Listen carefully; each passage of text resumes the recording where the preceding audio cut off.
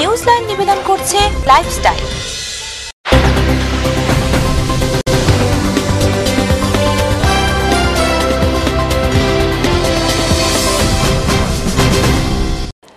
নমস্কার, আপনারা দেখছেন TV7 নিউজ লাইন নিয়ে আমি বিজয়লক্ষ্মী আছি আপনাদের সঙ্গে।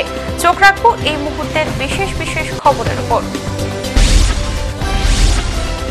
লাভপুর গণধর্ষণ কাণ্ডে রাজ্য সরকারকে তীব্র ভর্ৎসনা করে সুপ্রিম কোর্ট নির্দেশ দিল 1 মাসের মধ্যে নির্যাতিতাকে 50,000 টাকার পাশাপাশি পুনর্বাসন বাবদ অতিরিক্ত আরও 5 লক্ষ টাকা দিতে হবে। শীর্ষ আদালতের এই নির্দেশ মেনে শুক্রবারই রাজ্য সরকারের পক্ষ থেকে নির্যাতিতার হাতে ক্ষতিপূরণ বাবদ 5 লক্ষ টাকা তুলে দেওয়া হচ্ছে বলে জানিয়ে দিয়েছেন রাজ্যের স্বরাষ্ট্র সচিব বাসুদেব ব্যানার্জি।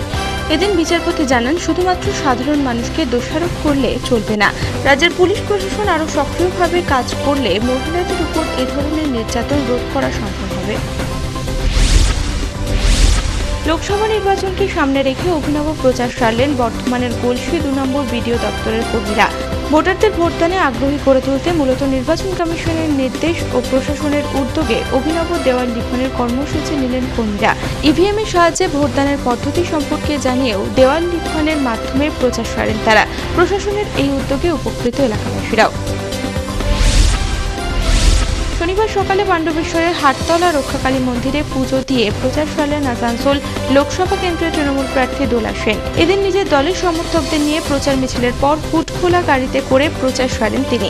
ভোটারদের কাছে গিয়ে ভোটের আবেদন জানান তিনি। প্রচারে ভালো সাড়া পেয়ে নিজের জেতার ব্যাপারে যথেষ্টই আশাবাদী দোলা দেবী। এখনকার মতো নিউজ লাইন এ পর্যন্তই। অন্যান্য অনুষ্ঠানের জন্য চোখ রাখুন TV7-এ। দেখতে থাকুন TV7, সঙ্গে থাকুন সারাক্ষণ। कानों में झूमते हैं, गर्दन चूमते हैं, कलाइयों में खनकते हैं, माथे पर चमकते हैं, उंगलियों पे इतराते हैं, कमर पे बल खाते हैं। औरत का श्रृंगार है, गहनों से बहुत बहुत प्यार है। World's most beautiful jewel,